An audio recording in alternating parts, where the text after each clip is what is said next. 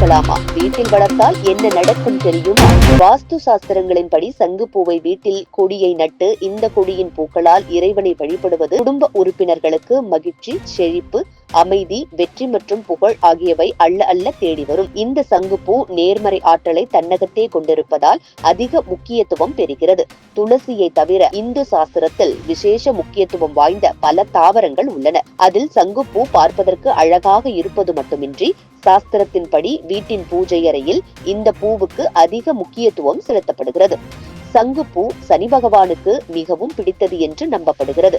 மேலும் வாஸ்து சாஸ்திரத்தின்படி இதன் கொடியை வீட்டில் நடுவது குடும்பத்திற்கு நேர்மறை ஆற்றலை கொண்டு வருவதாக கூறப்படுகிறது. வீட்டில் சங்குப்பூ கொடியை நட்டு இந்த கொடியின் பூக்களால் இறைவனை வழிபடுவது குடும்ப உறுப்பினர்களுக்கு மகிழ்ச்சி, செழிப்பு, அமைதி, வெற்றி மற்றும் புகழ் ஆகியவற்றை கொண்டு வருகிறது.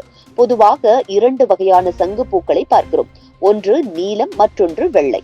ஜோதிடத்தின்படி விஷ்ணு, சனி பகவான் ஆகியோர் இந்த மலரால் மகிழ்ச்சி அடைவார்களாம். இந்த கொடியை வீட்டில் சரியான திசையில் நட்டால் குடும்ப உறுப்பினர்கள் மகிழ்ச்சி, அமைதி, புகழ் மற்றும் வெற்றியை பெறுவார்கள். சங்குப்பூவுடன் பல வகையான நுட்பங்கள் வேதங்களில் கூறப்பட்டுள்ளன. நீங்கள் வீட்டில் சங்குப்பூ கொடியை நட வேண்டும் என்று நினைத்தால் வீட்டின் கிழக்கு பகுதியில் நடுவது சிறந்தது என்று கூறப்படுகிறது.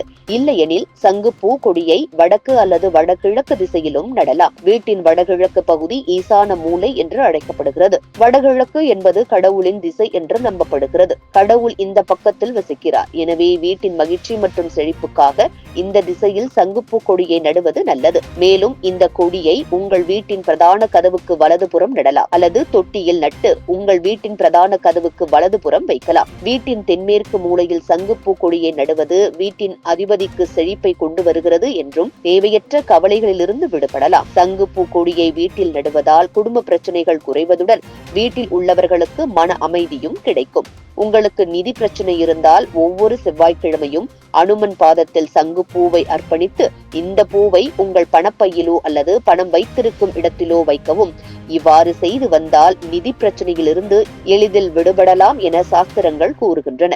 எனவே பண கஷ்டம், மன கஷ்டம், குடும்ப கஷ்டம், வேலை கஷ்டம், குழந்தை இல்லாத கஷ்டம், மனஸ்தாபம், தம்பதி முறிவு போன்ற என்ன விஷயங்கள் இருந்தாலும் நேர்மறை ஆற்றலை கொண்டிருக்கும் இந்த சங்குப்பூவை வைத்து பூஜித்து வந்தால் நிச்சயம் கைமேல் பலன் கிடைக்கும்.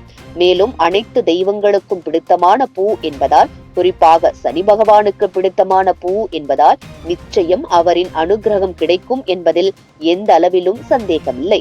இந்த சங்குப்பூவை பெரிய இடத்தில் வைத்து பராமரிக்க வேண்டும் என்ற எந்த வரைமுறையும் இல்லை. ஒரு சிறிய தொட்டியில் முறையாக நட்டு தொடர்ந்து போதுமான அளவு தண்ணீர் ஊற்றி வளர்த்து வந்தால் சகல சம்பத்துகளும் கிடைக்கும்.